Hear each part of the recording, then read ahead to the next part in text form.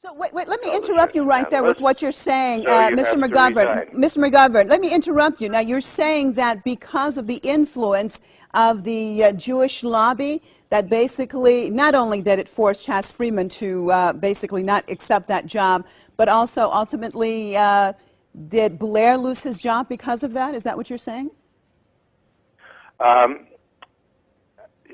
Blair, Chas Freeman was appointed. So it is not that he turned down the job, that he was removed from the job after a day in office, so to speak. Now, when Admiral Blair appointed Chas Freeman, he put many noses out of joint. Particularly, I don't call it the Jewish lobby because it's a minority. It's a hard right-wing Likud lobby.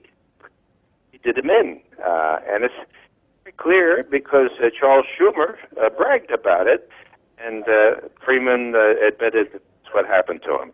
Okay, let me get Philip Giraldi back in on this. Philip, what's your take on that? Do you believe that it was because of the for example, AIPAC, the Jewish lobby influence, that helped Blair basically lose his job? How do you see it?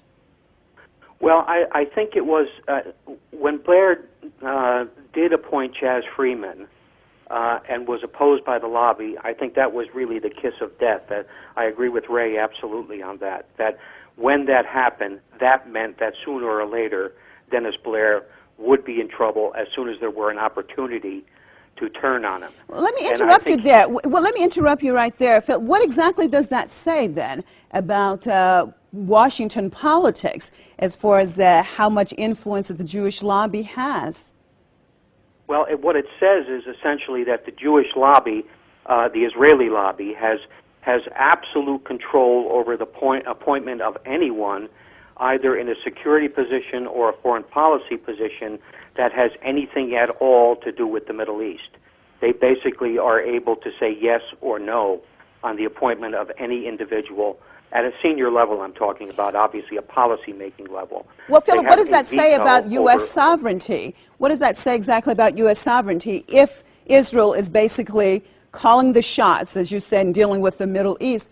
Then aren't there times that, for example, what is good for Washington may not necessarily be good for Tel Aviv? And if Israel is calling the shots, where does that leave the United States?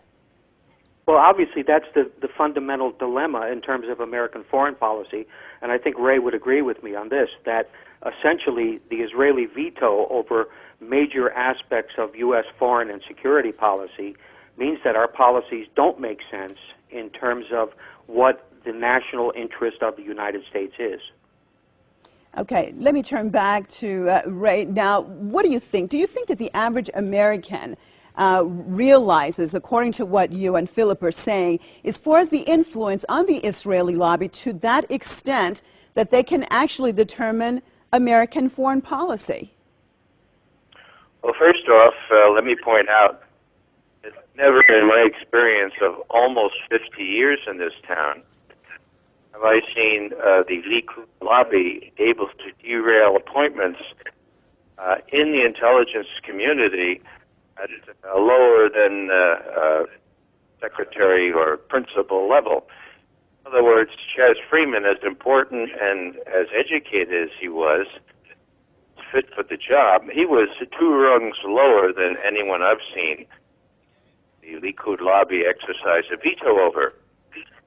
But it is true. It is true that Americans don't know about this, and the reason they don't know about it is because the Likud lobby is just as powerful in the New York Times, the Washington Post, and all of the, what I call the fawning corporate media, which do not give the American people a chance to learn the real truth. And that's why I admire so much Phil's work and others who are trying to expose this, because not many politicians will run the risk of saying, yes, I had to vote this way because AIPAC gives me so much money, and if I don't vote this way, they will give more money to my opponent next time.